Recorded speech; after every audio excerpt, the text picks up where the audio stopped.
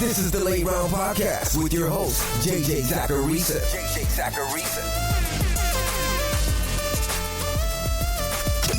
What's up, everyone? It's JJ Zacharisa, and this episode 911 of the Late Round Fantasy Football Podcast, sponsored by Underdog Fantasy. Thanks for tuning in. Before getting to this week's 10 trends, I want to remind you to check out Underdog Fantasy. Underdog is the best and easiest place to play fantasy sports.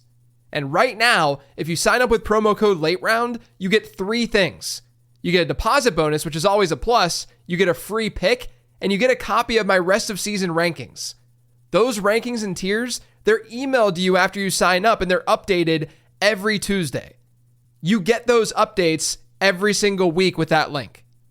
All you have to do is head to UnderdogFantasy.com and use promo code LATEROUND when you sign up. Once you make a deposit, you'll get the offers. Again, that's promo code LATEROUND. Now let's get to these trends. I almost had Chris Godwin as a sell candidate in the 50 transaction show this week, but I'm glad that I didn't, because it looks like that I'm higher on him than other analysts right now.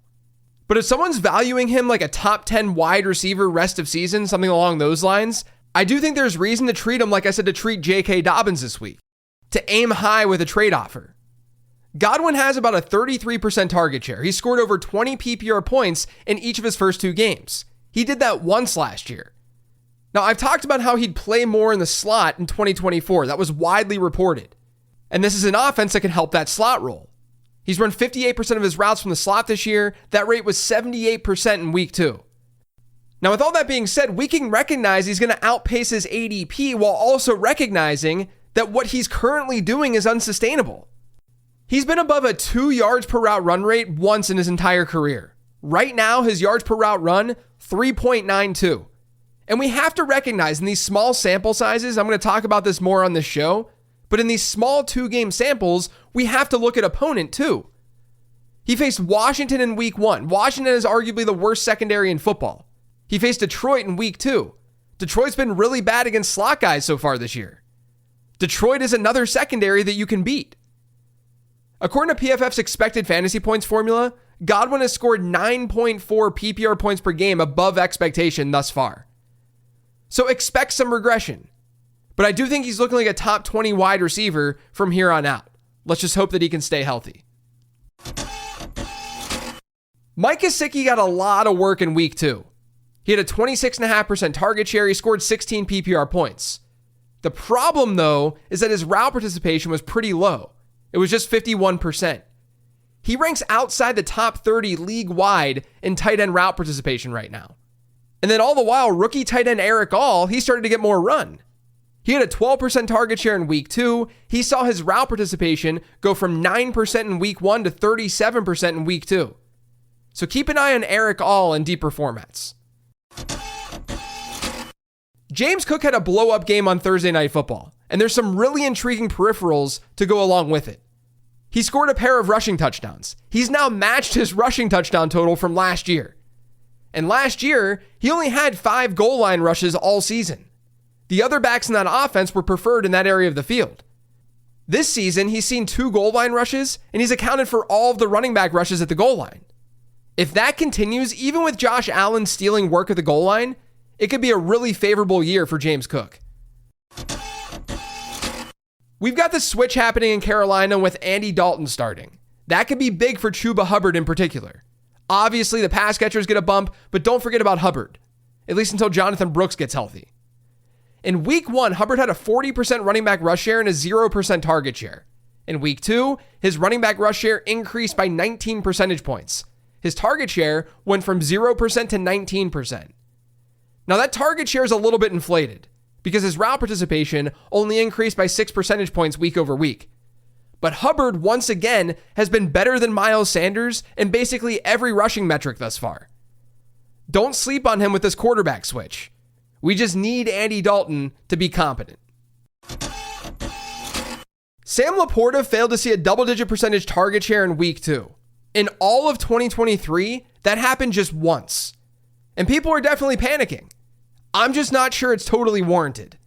Now, LaPorta was a regression candidate here in 2024. And I do think with Jameson Williams seeing an uptick in work, we could see a slight downward trend in LaPorta's target share. but he's run a route on 81% of Detroit's dropbacks so far. That's actually 2 percentage points higher than last year's rate. The Lions have also scored 4 offensive touchdowns. 3 of those touchdowns have come on the ground. That's going to regress to a more normal number moving forward. They're going to start throwing for more of their touchdowns. I think right now, we're just looking at some variance alongside the emergence of Jameson Williams' role in this offense. LaPorta should still be a top 3 tight end rest of season. So far this season, the team that ranks dead last in running back target share, and I could have brought this up on the 15 transaction show yesterday, but it's the Los Angeles Chargers. 11.6% of their targets have gone to running backs. Now, I find this kind of interesting because Greg Roman's offenses in the past have not used running backs as pass catchers. Yeah, he's had some mobile quarterbacks that might play some role there, but only 2 of his 10 NFL offenses have resulted in a running back target share rank above 20th. The average rank in running back target share with his offenses has been about 25th. This is just another thing to pile on the J.K. Dobbins stuff that I talked about yesterday. It's a small sample, but it's an interesting trend nonetheless. Something that's really helped Devontae Adams and Brock Bowers to kick off the season is that the Raiders are a lot more pass heavy than I think a lot of us expected them to be. They currently rank second in pass rate over expected according to NFELO, and when looking at plays run in the first through third quarters, when games have been within 6 points, neutral script pass rate, Vegas ranks 7th. If this maintains, it's going to be big for both Adams and Bowers. One very obvious trend this past week was that Jaylen Warren was used more in the Pittsburgh offense. He was injured right before the season, and in week 1, he saw just an 8% running back rush share. That turned into 32% in week 2. His route participation, that rose by 11 percentage points as well. That resulted in 9% target share in week 1 to an 11% one in week 2. Now, the Steelers have been pretty bad offensively to start the season. And Jaylen Warren getting more touches just makes that backfield even more difficult to predict.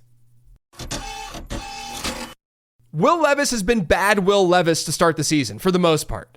But I think too many people are ignoring the matchups that he's faced. He got the Bears in Chicago in week 1, and Chicago's defense just forced a 14-point performance to CJ Stroud. That's fantasy points. And then it was the Jets in week 2.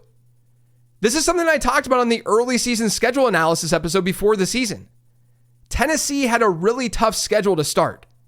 In turn, Levis has been by far the most pressured quarterback in the league, according to Next Gen Stats. This week, instead of facing a top 5 team in pressure rate, they're getting a middle of the road one in Green Bay. So we'll see if that helps things. The last trend this week is a Jackson Smith and Jigba update, because thankfully Seattle changed up his usage in week 2. JSN has now seen about a 90% route participation through 2 weeks. He's run 84% of his routes out of the slot, and they're running 16% out wide. So it's similar deployment as last year. But his average depth of target is now 9.8 according to PFF. Because in week 2, he got down the field a lot more. And him getting down the field meant more targets. He saw a career high 37% target share. The Seahawks are now 4th in the NFL in pass rate over expected. And Geno Smith has been really good through the first 2 weeks. He's 9th in the NFL in EPA per dropback. So let's hope this kind of usage continues, because it could be the start to the JSN breakout that we've all been waiting for. That's it for today's show, though. Thanks to all of you for listening. If you yet subscribed to the Late Round Fantasy Football Podcast, make sure you are by searching for it pretty much anywhere podcasts can be found. And don't forget to follow me on Twitter @LateRoundQB. And make sure you're subscribed to the Late Round Fantasy Football YouTube channel. That's youtube.com/@LateRoundFF. Thanks for listening, everyone. I'll be back in your ears tomorrow with the weekly Sleeper Show.